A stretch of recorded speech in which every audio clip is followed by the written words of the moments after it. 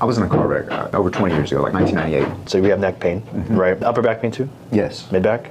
Yes. Lower back? Yes. It feels like right here inside of me, all needs to come forward a little bit. Yeah. Good. Keep breathing in through your nose, out through your mouth. Yeah. Oh my.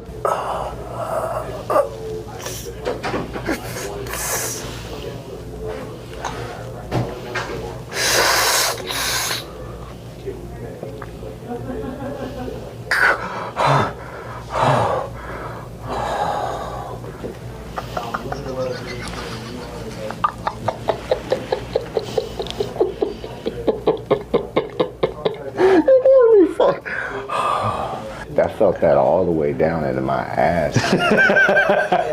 I've been like, man, I need that, and you need this. Jesus, that was good.